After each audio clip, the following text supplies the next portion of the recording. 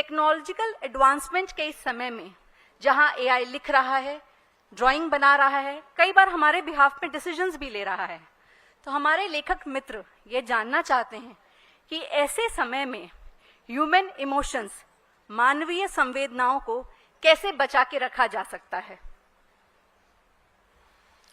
स्वयं ने यंत्र नहीं बनना,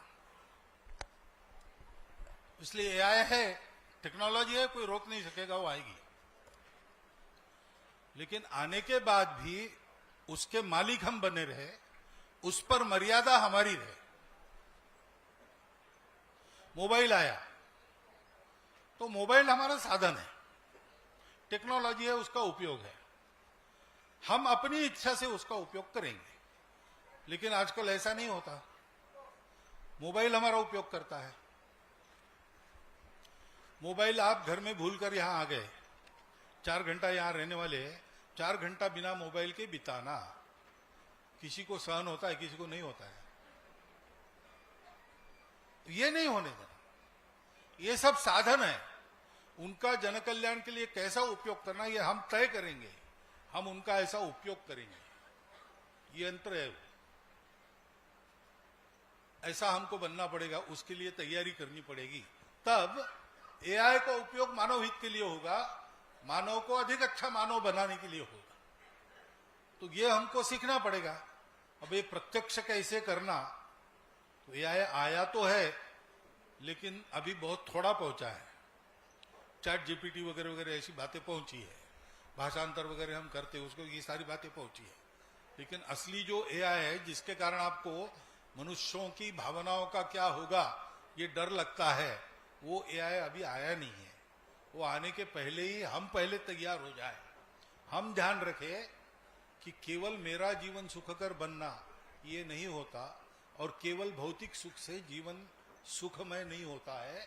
मनुष्य का मन भी है, मनुष्य का चित्त भी है। शरीर का सुख चाहिए, लेकिन केवल शरीर का सुख नहीं चाहिए, मन का भी सुख चाहिए, बुद्धि का भी सुख चाहिए, आत्मा का भी सुख चाहिए, और ये सब एक साथ चाहिए। इनका परस्पर संतुलन चाहिए। इस संतुलन को हम याद रखते हैं तो हम एआई के मालिक बन सकते हैं। ऐसा मालिक बनने के लिए अपनी तैयारी करना, और अधिक इसके तज्ञ हैं, बाकी की बातें उनको पूछना। दिशा में बता रहा हूं आपको, डिटेल्स आपको सोचने पड़ेंगे, प्राप्त करने पड़ेंगे। धन्यवाद। अब हम भारतीय शिक्षा पर चर्चा करेंगे। मेरे एक मित्र ये जानना चाहते हैं कि आप अक्सर भारतीय शिक्षा की आवश्यकता पर जोर देते हैं। ऐसे आधुनिक शिक्षा प्रणाली में आप ऐसे कौन से सुधार देखना चाहते हैं जो आज के बच्चों में नैतिकता, जिज्ञासा और भारतीय मूल्यों को विकसित कर सके? आधुनिक शिक्षा प्रणाली वगैरह शिक्षा प्रणालियां अनेक है। यूरोप में सबसे अच्छी है फिनलैंड की। फिनलैंड की शिक्षा पद्धति से बाहर आए छात्र उधर सर्वत्र परीक्षाओं में, स्पर्धाओं में अव्वल रहते हैं।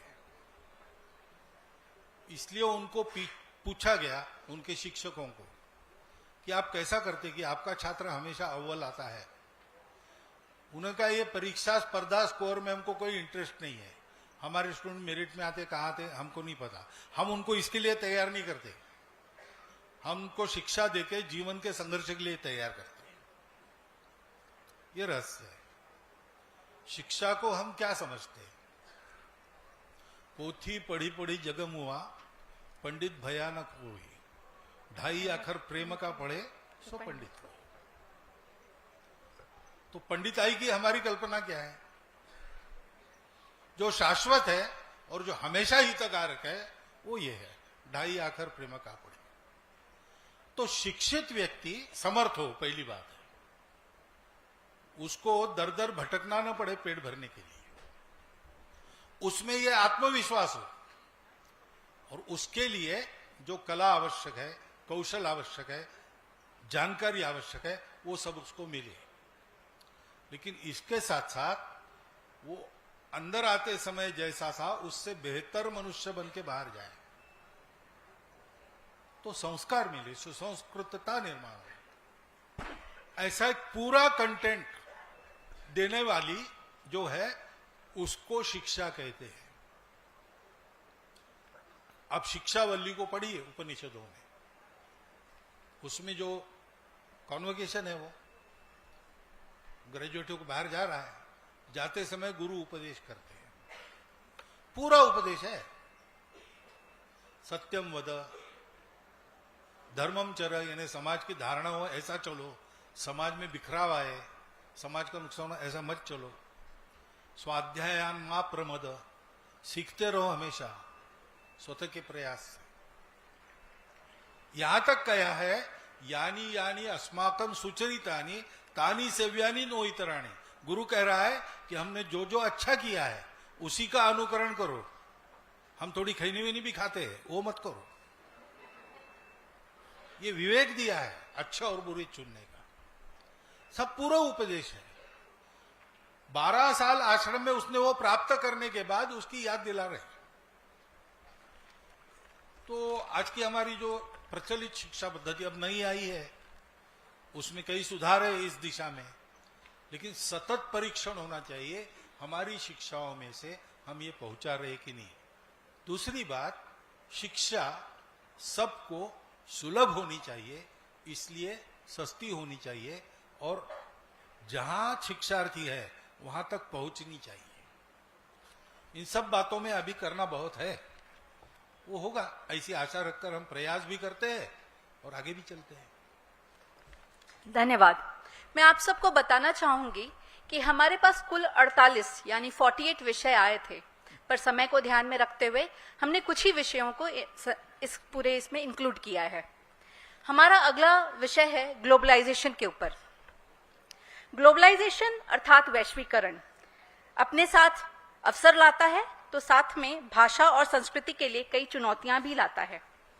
ऐसे में एक युवा लेखक अंतर्राष्ट्रीय प्लेटफॉर्म पर अपनी सांस्कृतिक पहचान बनाए रखते हुए एक प्रभावशाली लेखन कैसे कर सकता है, इस पे आपके विचार। एक भ्रम से मुक्त होना है। ग्लोबलाइजेशन का दौर हम कह रहे गलत बात है। ग्लोबलाइजेशन यानी एक ग्लोब, यूक्रेन रशिया अभी लड़ रहे हैं, हमास इसराइल की संधि हो गई, फिर क्या होगा पता नहीं। अमेरिका का चाइना का कोल्ड वॉर चल रहा है। एक ग्लोब है, क्या है ये? आर्थिक मामले में ग्लोबलाइजेशन को लेकर जो रचना थी वो जिन्होंने बनाई उन्होंने ही पहले छोड़ दी। उन्होंने डिक्लेयर कर दिया 2005 में कि हम गलत थे, सब लोगों को एक सांचे में ठूसा नहीं जा सकता, सबको अपनी अपनी अर्थव्यवस्था अपने अपने प्रभाव परंपरा के आधार पर विकसित करनी पड़ेगी। इसको उन्होंने मान्यता दे दी। एक बात है कि हम नजदीक आ गए, कम्युनिकेशन और आवाजाही बहुत आसान हो गई, अब हम एक दूसरे को अच्छी तरह जान सकते हैं। लेकिन ग्लोबलाइजेशन का भाव नहीं उसमें। हमारे पास है पहले से वसुधैव कुटुंबकम, हम कहते हैं, तो हमने ग्लोबल मार्केट नहीं बनाया, हम एक कुटुंब बनाएंगे। ये असली ग्लोबलाइजेशन का भाव है। उसका दौर अभी आया नहीं, क्योंकि वो हमारे पास है, हमको उसको विकसित करके सबको देने का काम करना पड़ेगा। और इसलिए ग्लोबलाइजेशन का डर या उसका भ्रम मन से निकाल दीजिए। ये समझिए कि अभी जो दौर है वो इस अधोरेखांकन से शुरू हुआ है कि सबको अपनी अपनी प्रकृति संस्कृति के अनुसार अपना विकास विश्व के लिए हितकारक हो इस स्वरूप में करना पड़ेगा। ये अंडरलाइंड प्रिंसिपल है आज के युग का। उसके लिए तैयारी कीजिए तो आपकी सारी बाधाएं दूर हो जाएगी। धन्यवाद। मेरा अगला सवाल डिजिटल प्रेजेंस और सोशल मीडिया प्लेटफॉर्म के ऊपर है। डिजिटल युग में हमें अभिव्यक्ति की आजादी तो मिली ही है, पर साथ में आलोचना और जजमेंट का दबाव भी बढ़ गया है। मेरे कुछ युवा लेखक मित्र ये जानना चाहते हैं कि ऐसे समय में हम लेखकों को क्या करना चाहिए। आपकी क्या सलाह रहेगी? अपनी सद्भावना को उत्कट रखिएगा, जीवंत रखिएगा, क्योंकि अभिव्यक्ति की स्वतंत्रता मिल गई, समता भी मिल गई, कोई भी कर सकता है। माइक जरूर नहीं है। आप लिखो, ब्लॉग लिखो, भेज दो, ट्वीट करो, ये करो, वो करो, सब चलता है। तो सब अभिव्यक्त हो रहे और सब हो सकते हैं, ये अच्छी बात है। लेकिन तीसरा तत्व है बंधुता। डॉक्टर आंबेडकर साहब ने कहा कि स्वातंत्र्य और समता एक साथ नहीं आती, ऐसा पश्चिमी देशों का अनुभव है। मैंने ये 3 बातें तथागत बुद्ध की भारतीय विचारधारा से ली है, और बंधुता है तब ये दोनों एक साथ मिल सकता है। वो भाव अपने मन में, यानी उल्टा सीधा भी लिख रहे, ट्रोल नहीं करना, प्रतिक्रिया में नहीं आना। अगर कुछ दम है तो समझ लेना, उसके आधार पर उनसे चर्चा करना, और दम नहीं है, ध्यान में आया तो उपेक्षा कर देना। तो कुछ लोगों के मन के विचार हैं, अभिव्यक्त हो रहे हैं, अगर कुछ गलत है उसमें तो हम बात करेंगे, संवाद करेंगे। उसका गलत है तो वो मान लेगा, क्योंकि प्रामाणिकता है, बंधुता के कारण ये विश्वास है मेरा, और मेरे मन में तो बंधुता है। मेरा गलत हुआ तो मैं बदल लूंगा। तो फिर संवाद चलता है और उसमें से शास्त्र बोध निकलता है। तो वादे वादे जायते तत्वबोधा, ऐसा बोलते हैं, वो ऐसे होता है। नहीं तो वादे वादे जायते शीर्ष भेदा, सर फुटबॉल होती है, ये भी होता है। बंधुभाव न होने से ऐसा होता है, बंधुभाव होने से वैसा होता है। तो उसको अपने हृदय में भरकर, अपने वाणी, लेखनी, व्यवहार सब में उसका प्रकटन करते हुए धीरे धीरे ये जो वातावरण बनता है एक दूसरे की खिंचाई करने का, वो ठीक हो जाए। मत भिन्न है, विवाद चलेंगे, विवाद नहीं होंगे, वो शास्त्रार्थ होंगे, और सब में से जो अमृत मिलेगा वो सबके काम आएगा। ऐसा हम देख सकते हैं, ऐसा करके। धन्यवाद। अगला सवाल, राष्ट्र के पुनरुत्थान के लिए यहाँ बैठे युवा लेखक तथा युवा पीढ़ी, जिन्हें हम जेनजी भी कहते हैं, उनके लिए आपका क्या संदेश है?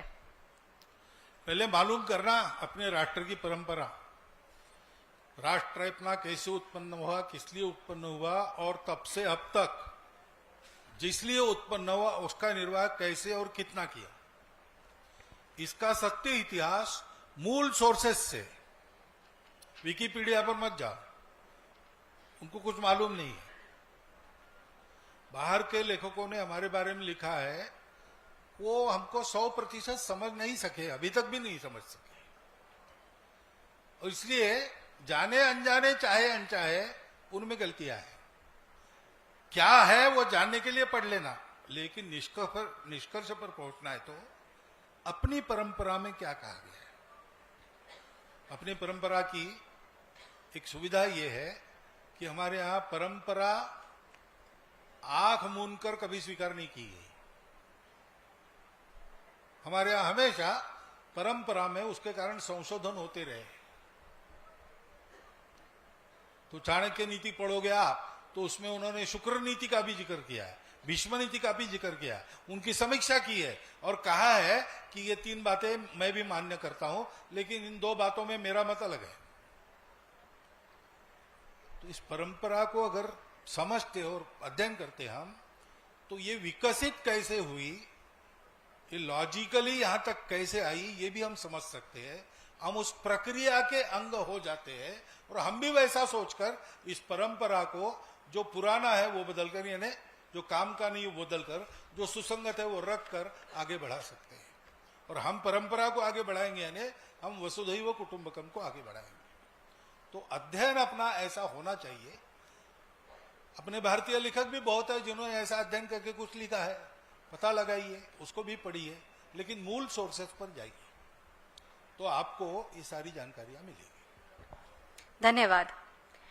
आज का आखिरी सवाल, इतिहास लिखते समय लेखक अक्सर तथ्यों की सटीकता और रचना की सुंदरता के बीच में कार्य करता है। जहां तथ्य जरूरी है वहीं कहानी को प्रभावी बनाने के लिए कल्पना भी। इन दोनों के बीच में सामंजस्य, संतुलन कैसे बनाएं, इस पे आपके विचार। सत्य को छोड़ के कल्पनाएं नहीं करना। जैसे डॉक्टर हेडगेवार के जीवन में एक प्रसंग है, वंदे मातरम आंदोलन को उन्होंने यहाँ सब विद्यालयों में ऑर्गेनाइज किया, तो उसके कारण उनको रस्टिकेट भी होना पड़ा।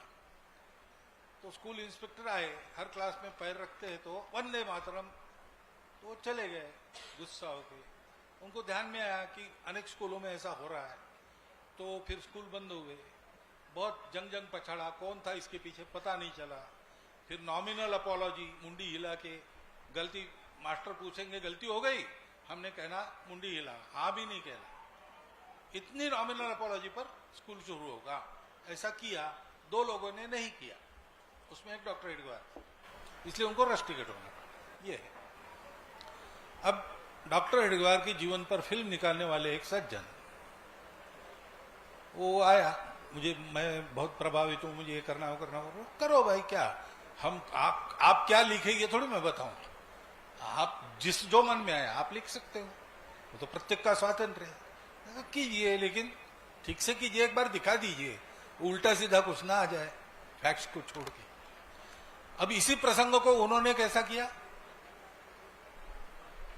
कि डॉक्टर हेडगेवार पकड़े गए, उनको विद्यालय के प्रांगण में खंबे से बांधा गया, और वो अंग्रेज सिपाही फटके लगा रहा है, वंदे मातरम चिल्ला रहे हैं, और भीड़ में उनके माता पिता भी आंसू डालते हुए खड़े हैं।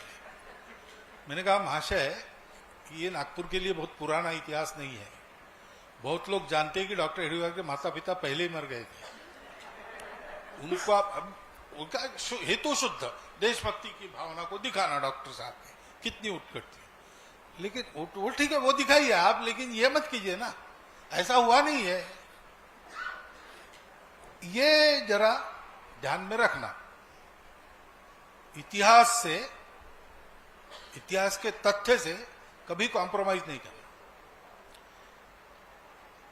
वो पोएटिक फ्रीडम रहता है, रचनाकार को फ्रीडम रहता है, सजाने के लिए कुछ बना पड़ता है, लेकिन ठीक से इतिहास जो कहता है वही आए, उसमें से जो भाव प्रकट हुए हैं वही आए, और सजाने के चक्कर में अतिरंजित कुछ हमने किया, ऐसा नहीं करना चाहिए। कहानी, बच्चों को कहानी बताने के लिए एक सज्जन गए, और वो आवेश में सब बताने लगे कि मुरारबाजी देशपांडे और हाथी पर दिलेर खां, और दोनों हाथ में खड्ग लेकर वो काट रहे, एक सेना भाग रही, ये पीछे लगे मार रहे, ऐसा लड़े, और जोश में उसने कह दिया कि तलवार टूट गई, घर जाके दूसरी लेके आए और लड़ने लगे। ये प्रत्यक्ष सुना है मैंने।